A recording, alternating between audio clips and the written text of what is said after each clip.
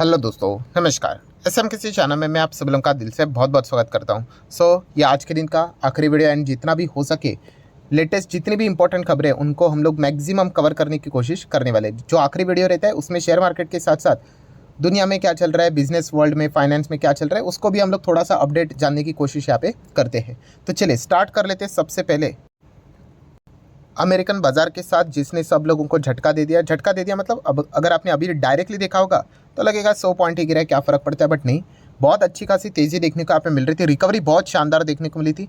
ऐसा लग रहा था कि वापस अमेरिकन बाजार एकदम रॉकेट की तरह चलेगा, बट उसके बाद आप देख सकते हैं एकदम रॉकेट की तरह अभी फिलहाल तो डाउनफॉल ही हम लोग को चलते हुए देखने को यहाँ पे मिल रहा है।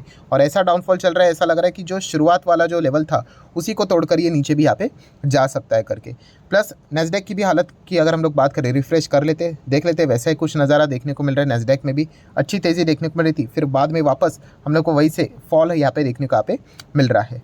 एडीआर की अगर हम हमारे बात करें तो इन्फोसिस का एडीआर कैसा चल रहा है, हरे रंग में चल रहा है। आईसीआईसी बैंक की बात करें तो 0.5% की गिरावट है। एचडीएफसी बैंक का एडीआर 1.5% की गिरावट है। विप्रो की बात करें तो कल नंबर आने वाले 0.5% से ज़्यादा की थोड़ी बहुत गिरावट है।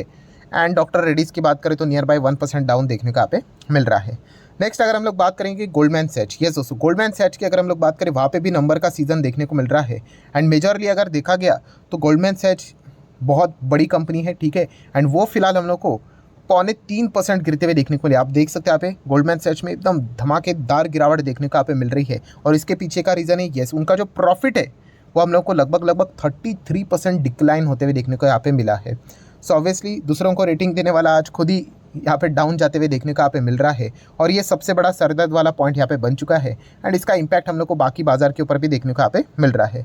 नेक्स्ट अगर हम लोग बात करेंगे दोस्तों तो Sterling and Wilson, yes, SW Solar की अगर बात करें तो लगातार ये स्टॉक नीचे जा रहा है। आज के दिन तो 5% सर्किट लग गया, 5 दिन में 14% डाउन, महीने भर में 22% डाउन, 6 महीने में अगर आप चार्ट पैटर्न देखोगे एकदम ही स्टिफ गिरावट देखने को मिल रही है। मतलब 400 का लेवल था, अभी अगर आप देखोगे तो 200 के लेवल पे ऑलमोस्ट आते हुए देखने को यहाँ पे मिल रहा है। तो ऐसा क्या हो गया? तो दोस्तों बहुत ही बुरी खबर हम लोग को ऑलरेडी देखने को यहाँ पे मिल चुकी है कि जो एक कंपनी है स्टेरलिंग एंड विल्सन, उन्होंने यहाँ पे उनका जो लोन रीपेमेंट है उसका जो ड्यू है वो उन्होंने मिस आउट कर दिया है, ठीक है, मतलब हाँ डिफ़ॉल्ट कर दिया, आप ऐसा भी यहाँ पे बोल सकते हो। एंड अगर आप लोन का रीपेमेंट का डिफ़ॉल्ट कर लेते मतलब कोई भी कंपनी ये चीज़ करना नहीं चाहेगी, बट नहीं करना चाहेगी मत तो डिफ़ॉल्ट हो गया मतलब क्या? इसका अर्थ यही होता है कि शायद से कंपनी के पास पैसे ही नहीं है। ये इसका एक इनडायरेक्टली बहुत ही ब्रूटल मतलब अजम्पशन माना जाता है कि कंपनी के पास पैसे ही खत्म हो गए करके ये माना जाता है। एंड इसी चीज़ के चलते कि शायद से कंपनी डाउनग्रेड होकर सीधा डिफ़ॉल्ट रेटिंग में जा सकती है।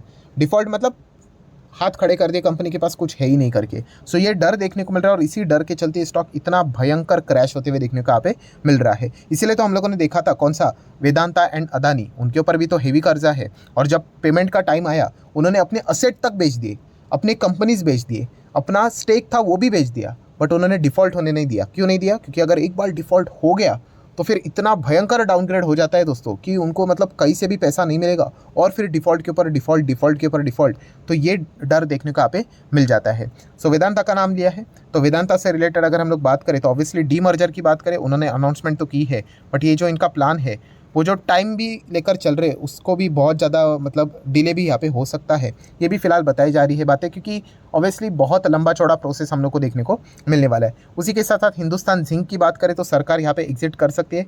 सरकार का भी 30% के आसपास का स्टेक है, 40,000 करोड़ के आसपास आप कह सकते हैं शेयर्स यहाँ पे हिंदुस्तान जिंक के गवर्नमेंट के पास है। एंड वो भी हम यहाँ पे कह सकते हैं कि शायद से वो एग्जिट तो कर लेंगे, बट येस टाइम चीज़ें हम लोग को एक्सटेंड होते हुए देखने को यहाँ पे मिल सकती है। नेक्स्ट अगर हम लोग बात करेंगे एफआईएस एक्टिविटीज़ तो नेट बाइंग आज हम लोग को एफआईएस की ओर से प्लस उसी के साथ साथ डीआईएस की ओर से भी होती हुई देखने को मिल चुकी है।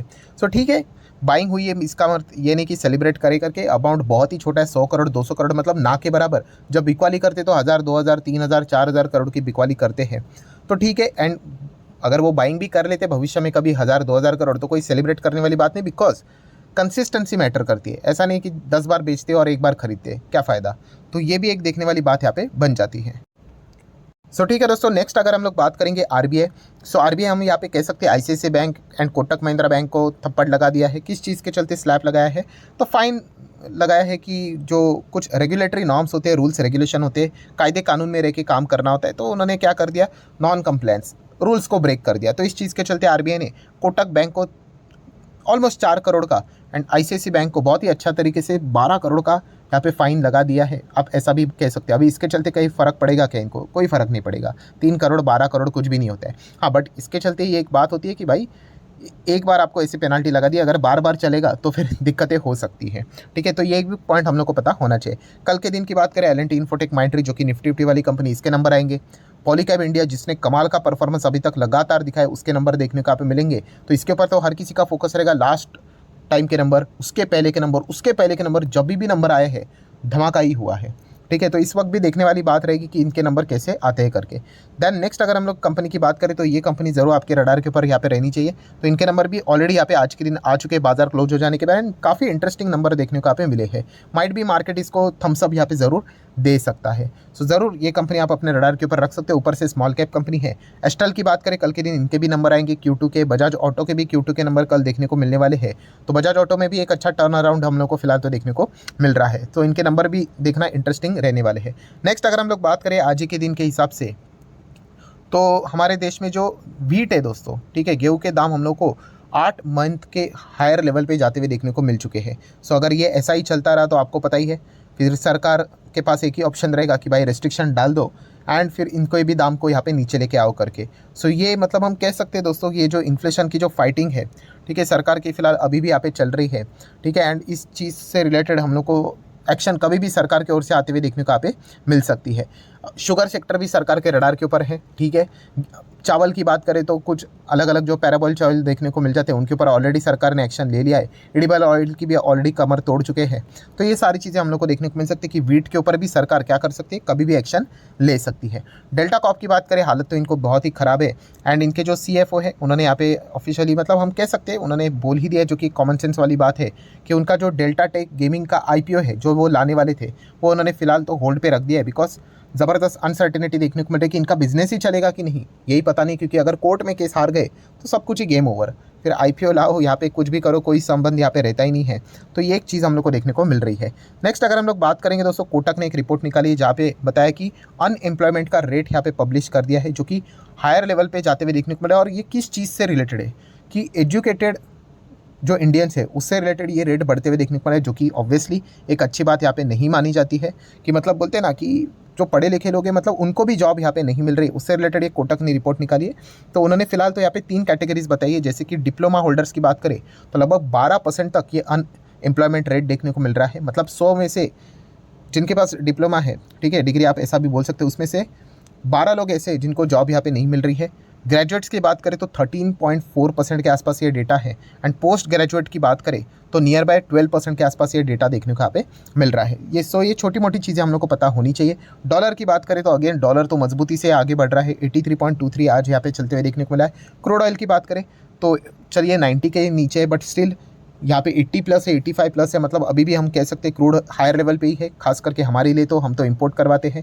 KEC इंटरनेशनल की बात करें, आज के दिन दमदार शुरुआत, गैप अप ज़बरदस्त देखने को यहाँ पे मिला था। बाद में तो प्रॉफिट बुकिंग हो गई, उसके पीछे का रीज़न था लगभग 1315 करोड़ का ऑर्डर इनको यहाँ पे मिलते हुए देखने को मिला। इसी चीज़ के चलते स्टॉक में ज़बरदस्त तेज़ी देखने को यहाँ पे मिली थी। नेक्स्ट अगर हम लोग बात करेंगे तो बजाज फाइनेंस कल के दिन नंबर के प्रति तो रिएक्शन के चलते तो बाजार के रडार पे तो ज़रूर रहेगा। प्लस उसी के साथ साथ जो फिनटेक कंपनी है उसको भी बजाज फाइनेंस हम यहाँ पे कह सकते हैं समवेयर अराउंड 250 करोड़ से भी ज़्यादा का अमाउंट उन्होंने यहाँ पे लगाया है और 26% का स्टेक उन्होंने एक्वायर यहाँ पे किया है फिनटेक कंपनी में। तो इस चीज़ का भी रिएक्शन कल के दिन हम लोग को ज़रूर, कल के दिन मतलब ये ऑलरेडी हम लोग को देखने को मिला है, खास करके नंबर के प्रति ही ज़्यादा रिएक्शन यहाँ पे रहने वाला है। तो चले दोस्तों, जाते जाते एक बार अमेरिकन बाजार के दर्शन कर लेते। तो फिलहाल तो स्थिति आप देख सकते हो 91 पॉइंट्स की गिरावट है। तो एक गिरावट मतलब 100 पॉइंट की गिरावट कोई बड़ी नहीं होती है, बट येस अगर हम टॉप से कैलकुलेट करें तो गिरावट हमें बहुत ही बड़ी नज़र आ जाएगी। मतलब अगर मैं चलो चेक ही कर लेता हूँ, 1% है क्या, नहीं, हम कह सकते हैं यहाँ पे 70 मतलब लगभग 200-250 पॉइंट की गिरावट टॉप से देखने को यहाँ पे मिल रही है। सो जितने भी बढ़त पाली थी अमेरिकन बाजार में शुरुआत में, ठीक है, वो अभी सारी हम लोग को लूज़ होते हुए देखने को यहाँ पे मिल रही है। मेजॉरिटीली हम लोग कह सकते हैं गोल्डमैन सैच के चलते यहाँ पे बाकी कंपनीज़ के भी नंबर्स इतने कुछ खास नहीं आएंगे, ये एक अनुमान हम लोग को शायद से लगते हुए देखने को यहाँ पे मिल सकता है। तो चलिए गोल्डमैन सैच को भी देख ही लेते हैं एक बार रिफ्रेश करके क्या स्थिति है। सो 2.20% की फिलहाल तो गिरावट नज़र यहाँ पे आ रही है। सो हम कह सकते हैं इस चीज़ के चलते अमेरिकन बाजार का मूड थोड़ा सा हम लोग को खराब होते हुए देखने को यहाँ पे मिल रहा है। सो एनीवेज ठीक है दोस्तों, जितने भी इंपॉर्टेंट खबरें थी सारी यहाँ पे मैंने कवर कर लिए। वीडियो अच्छा लगे तो चाहो तो आप इसको लाइक एंड शेयर भी कर सकते हो। So that's it, thank you very much दोस्तों, we will be meeting our next video, तब तक के लिए बाय बाय।